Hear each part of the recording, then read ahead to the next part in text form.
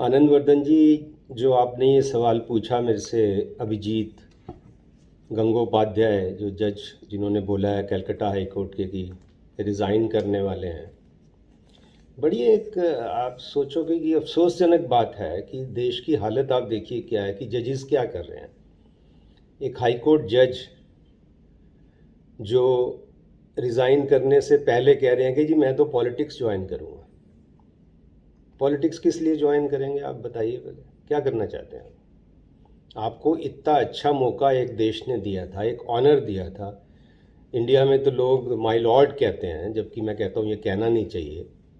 My Lord कहते हैं कि आप भगवान हैं हमारे लिए। कोई भी आदमी पेश होता है वो आगे कहते हैं माय लॉर्ड, वकील होता है या कोई पटिशनर इन पर्सन होता है। और आप काम क्या कर रहे हैं आप देखिए। इसका मेरे को लगता है, आई एम वेरी क्लियर, इनका किरदार मेरे को बिल्कुल डाउटफुल लगता है, करेक्टर, और इसकी इंक्वायरी होनी चाहिए। खासकर टीएमसी को, जो टीएमसी को तो इन्होंने बदनाम किया ही है ना। अगर ये किसी पार्टी के बारे में कहते हैं कि वहाँ थीव्स हैं एज ए हाई कोर्ट जज, तो आप क्या कर रहे हैं? This is a ground for impeachment. तो सबसे पहले तो मेरे को लगता है कि ये टीएमसी के खासकर, बाकी तो पता नहीं करेंगे कि नहीं करेंगे, जिनको बदनाम किया है, और ये this is total breach of trust. आपने ओथ तो ली थी to secure justice social economic political for all, without fear और favour I would administer justice. तो रोज आपके झगड़े होते थे कोर्ट में, तो विदाउट फियर और फेवर तो किया नहीं। This is a good ground for impeachment. और बिल्कुल मैं समझता हूँ प्रेसिडेंट को भी नोटिस लेना चाहिए इस बात का, आपके माध्यम से मेरे को लगता है जाएगी। चीफ जस्टिस इंडिया को नोटिस लेना चाहिए, प्राइम मिनिस्टर को नोटिस लेना चाहिए कि इनका रेजिग्नेशन एक्सेप्ट ही नहीं होना चाहिए। तो अच्छा हो जाएगा, लोगों को भी पता लग जाएगा, ना खुदाई मिला ना मिसाले सनम, ना इधर के रहे ना उधर के रहे। इनको कोई केस मार्क नहीं करे, जुडिशियल वर्क विड्रॉ कर लें, इम्पीचमेंट प्रोसीडिंग्स टीएमसी शुरू कर सकती है, और प्रेसिडेंट को बाकायदा लोग लिखें। मैं बोल रहा हूँ आज प्रेसिडेंट को, रिक्वेस्ट कर रहा हूँ आपके माध्यम से कि आप ये रेजिग्नेशन एक्सेप्ट मत करिए। He is liable to be impeached, और इनको अलाउ नहीं कीजिए। और दूसरी बात आप देखिए, अगर प्रेसिडेंट एक्सेप्ट करती हैं सरकार की रिकमेंडेशन पे, तो सरकार भी अब बिल्कुल एक्सपोज हो जाएगी। आप ये देखिए, बीजेपी गवर्नमेंट अगर ये रिकमेंड कर देती है और इनको टिकट देती है, तो बीजेपी भी एक्सपोज हो जाएगी कि उस जज से मिली हुई थी, या जज जो बीजेपी से मिला हुआ था। तो ये ऐसे जो नलायक जज हैं, जो नलायक लोग हैं, उनका क्या होगा? मतलब देखिए, वो तो कह रहे हैं खुद तो डूबेंगे सनम, तुम्हें साथ ले डूबेंगे। ये बीजेपी मोदी को भी साथ लेके डूबेंगे ये, कि अगर ये ऐसे रेजिग्नेशन एक्सेप्ट हो जाता है और फिर बीजेपी टिकट दे देती है। आप खुलेआम बोल रहे हैं, आपके पास कितनी पावर है आप ये देखिए। आनंदवर्धन जी, मुझे ये बड़ा अफसोस होता है कि जिसको मौका मिलता है जस्टिस करने का, एक हाई कोर्ट जज जिसकी स्पाइन हो, one who has heart at right place, पूरे हिंदुस्तान को चेंज कर सकता है। एक हाई कोर्ट जज सिंगल ये ऑर्डर करें, सुओ मोटो नोटिस लेके अपना, या किसी भी पिटीशन पे नोटिस लेके, और इलेक्शन स्टे कर दें कि बैलेट पेपर से होगा। मैं ऑर्डर कर रहा हूं कि बैलेट पेपर से इलेक्शन होगा। Let the supreme court set aside, फिर सुप्रीम कोर्ट एक्सपोज होगी, या चीफ जस्टिस इनसे मैटर ले लेते हैं तो चीफ जस्टिस एक्सपोज होंगे कि जो जनता चाहती है एक जज ने कर दिया, दिलेर ने, ये क्यों नहीं कर रहे। कितनी आप देखिए कितनी एक पावर है एक जज के पास।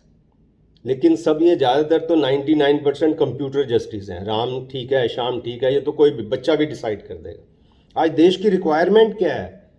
140 करोड़ सफ़र कर रहा है, 85 करोड़ को सरकार राशन दे रही है।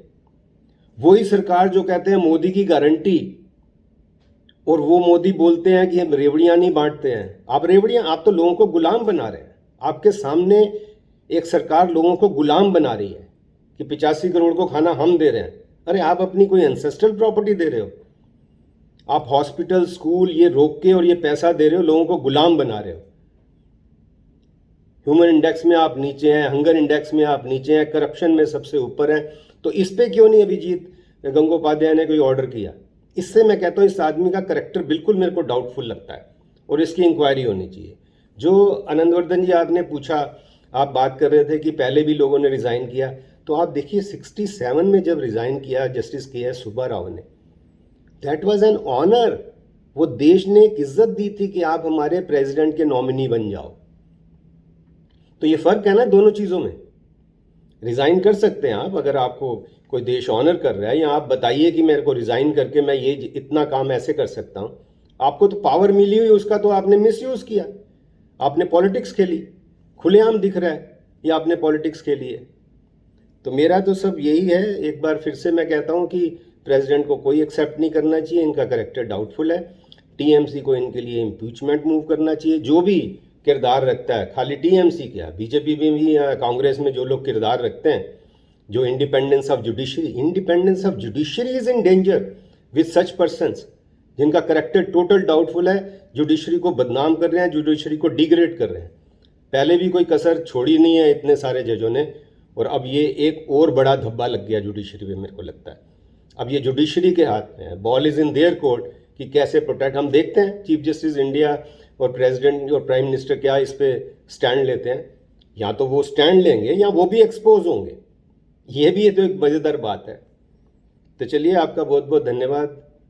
मैं आपको फिर से मुबारक देता हूँ, आप इतने अच्छे स्टैंड लेते हैं। मेरे को एक और जाते जाते बात याद आ गई। ये व्यक्ति ये कहता है, अब मैं इसको जज तो क्या कहूँगा, इसके लिए माय लॉर्ड तो यूज़ कर नहीं सकता, व्यक्ति ही कहूँगा, इनोसेंट कहूँगा, या क्या बोलूँगा, बच्चा है जिसका कोई किरदार नहीं है।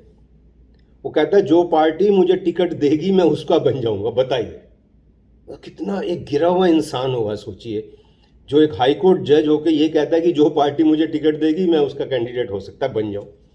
तो आप टिकट मांग, आज भी आप भीख मांग रहे हैं, भीख। You are not in a position to dictate terms.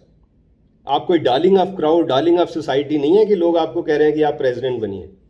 आप तो डाउटफुल करेक्टर वाले हैं, तो कौन पार्टी आपको टिकट देगी, उसको भी मरवाएंगे आप। चलिए, बहुत बहुत धन्यवाद। मैं आपको ईमेल फिर से अपना, जो लोग कमेंट करना चाहें, ashok arora2310@gmail.com। Thank you.